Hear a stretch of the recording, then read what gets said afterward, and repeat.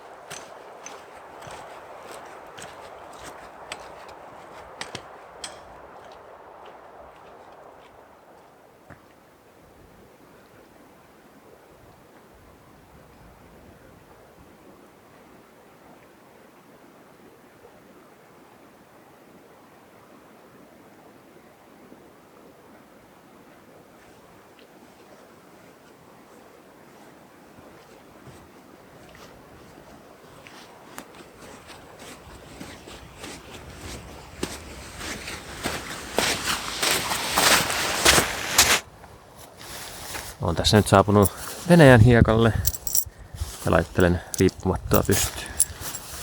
Vähän tihuttaa, vähän tuulee. Ei se mitään. On kyllä tosi pimeää jo. Kello on... Katsotaan, se on 18.30. Joo, riippumatto pystyy. Päivällinen.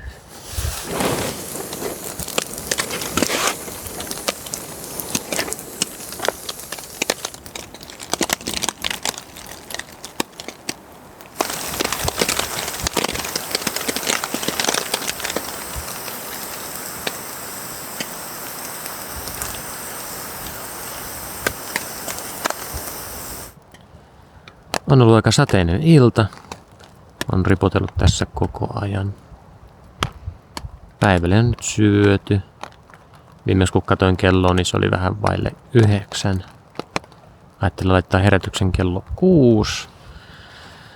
Katsotaan, tuleeko siitä yhtään mitään. Eipä tässä muuta. Hyvät yöt. Huomiseen.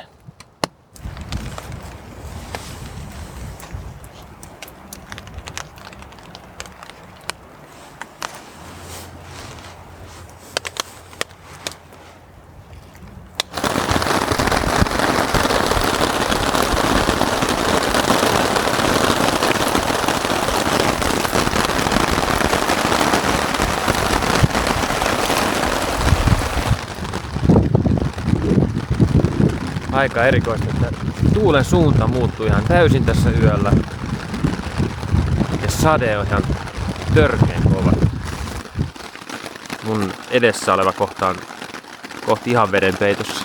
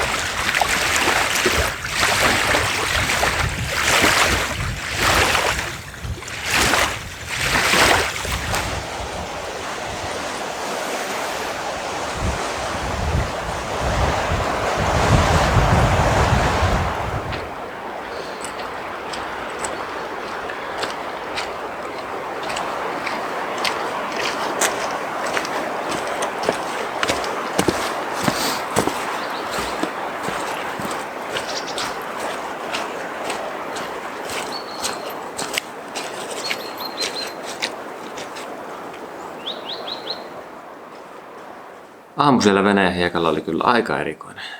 Tosi tuulinen, tosi märkä, vähän sateinen. Päätin, että en syö aamupalaa siinä, vaan tuun tänne Tiilikan autiolle. Muistin ihan oikein, että täällä on tämmönen päivätupa. Niin mä tässä nyt vihdoinkin keittelen kahvivettä ja syön pari riisipiirakkaa.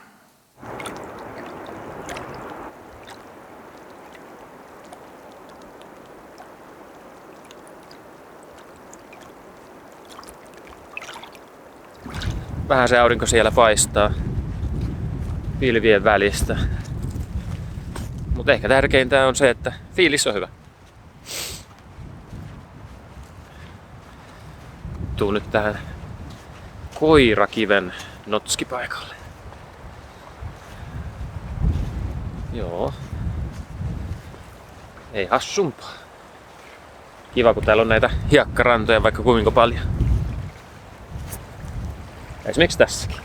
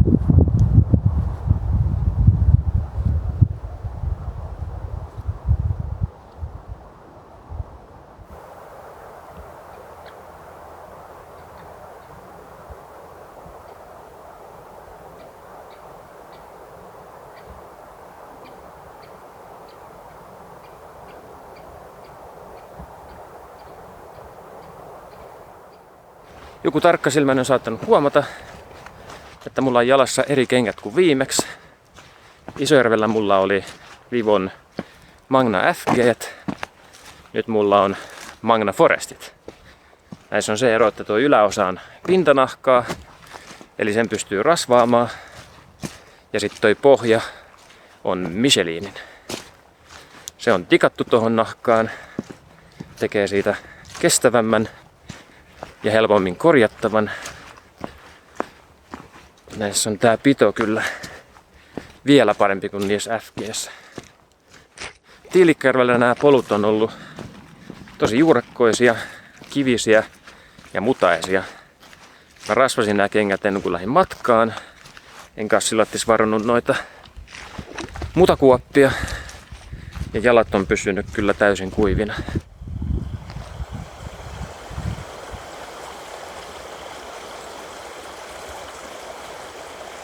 Tuli nyt tähän Täyssinän rauhan rajakivelle. 400 vuotta vanha Täyssinän rauhan rajakivi edustaa sodan ja rauhan vaiheita.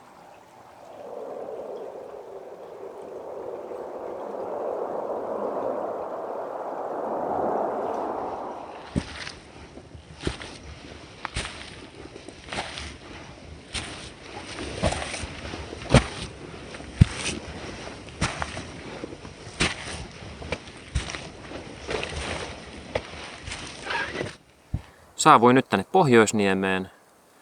Lounaaksi on tomaattia, mozzarella pasta, vähän valkohomejuustoa ja sitten tämmönen tulisella jalapenolla ja cayenne-pippurilla maustettu olutmakkara. Odottelen tässä vaan, että vesi kiehuisi.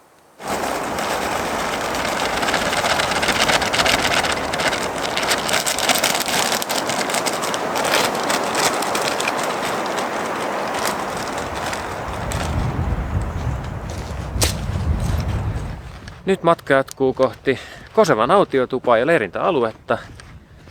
Loppumatkan tää polku meneekin tätä pitkää harjua pitkin keskellä järveä. Tää on tosi makea osuus tästä reitistä.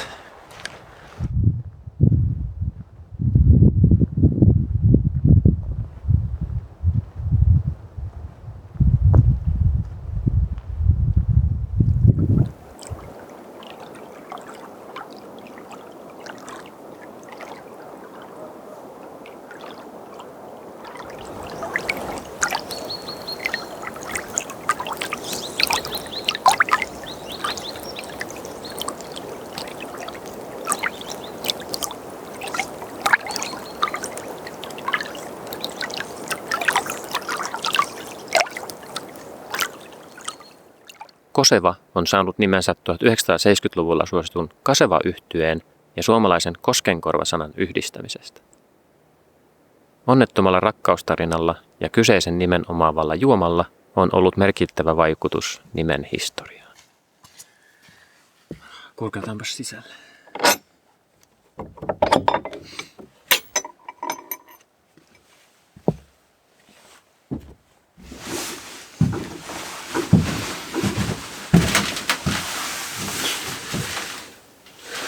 Joo, on kyllä hieno pieni tupa.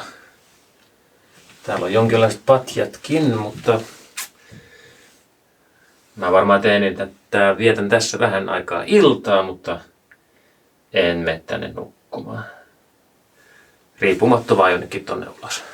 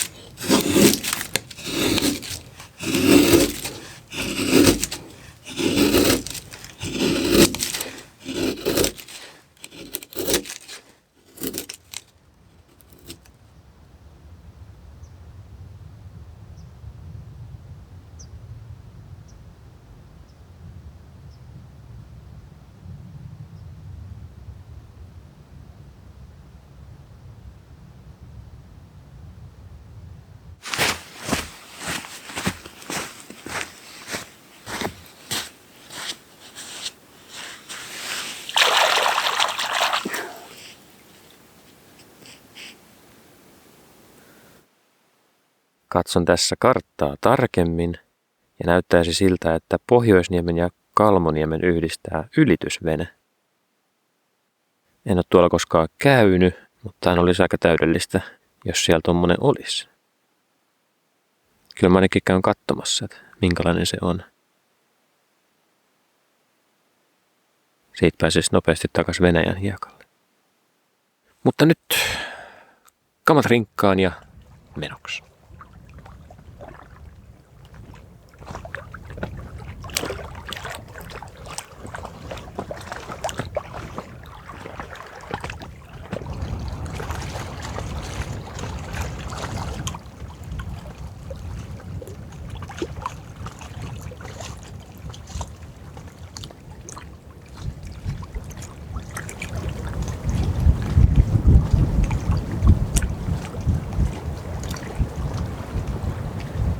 Tuossa kannen päällä on aika selkeät ohjeet, niin miksi vastarannalla on 2 venettä?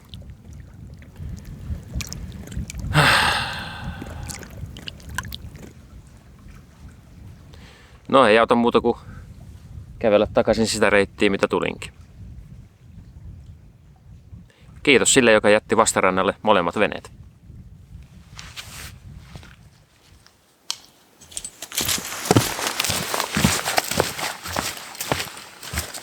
Tästä on Tiilikan autiolle noin 6 kilometriä matkaa.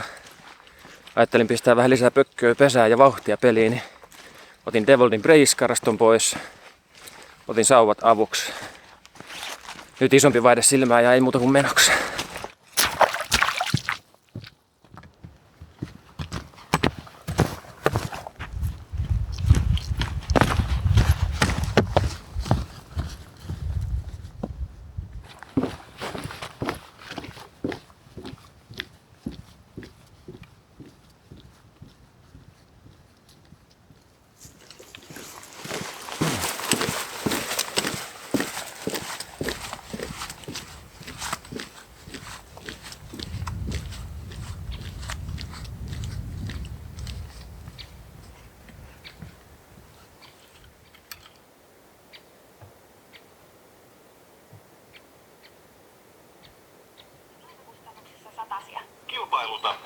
Vältä lainat. Surter.fi. Me kaikki olemme oman tien kulkijoita. Ratin taakse mahtuu tyytyväistä tuumaa ja Iloista ja haikeaa. ujoa, pelotonta. Jöröä ja herkkistä. Ihan kaikenlaista. Kaikkia yhdistää tarve pitää tauko. Koska se jos mikä tekee matkasta paremman. Neste K, jotta matkasi olisi parempi. Ei sinä. On ollut ihan hyvä reissu. 3 päivää on mennyt taas tosi nopeasti.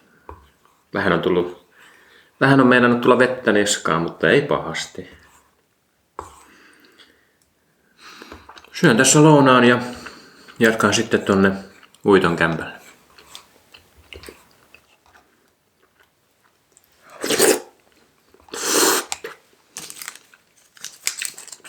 Jälkkäriksi olisi dakaappapatukka. Tuossa näkyy tämän päivän lämpötilaa, mitä Ruuvi on mitannut. Tuossa kun heräsin vähän ennen 10, niin on ollut vähän päälle 4 astetta. Sitten se on vähitellen lähtenyt nousemaan. Ja nyt on 7,3.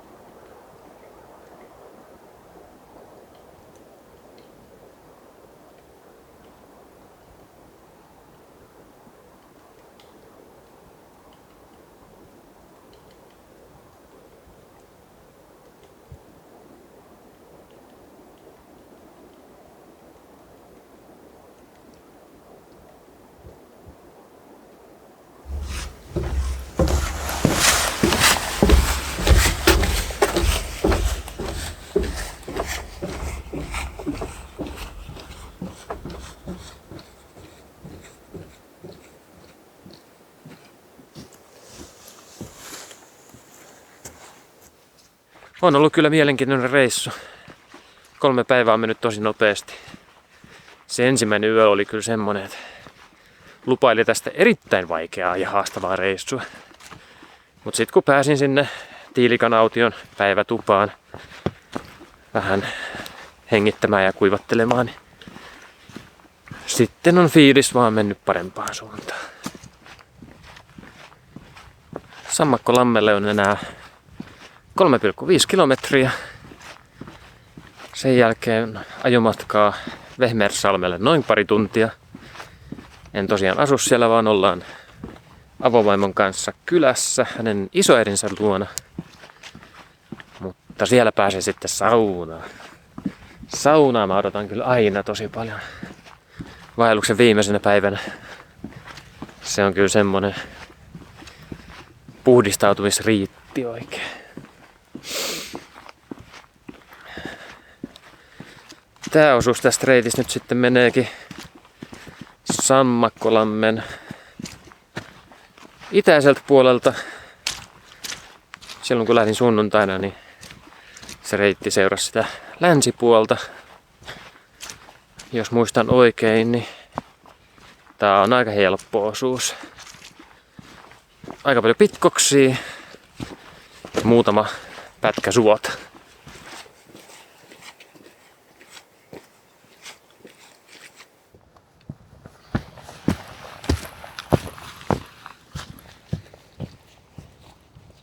Sammakkotammelle ei ole kun jäljellä enää lyhyt matka. Niin haluaisin tässä välissä kiittää katsojia, seuraajia, tubettajia. Ei ole mitään hajua, milloin seuraava reissu olisi edes tulolla. Mutta pysykää kanavalla ja katsellaan taas jossain vaiheessa. Moi moi!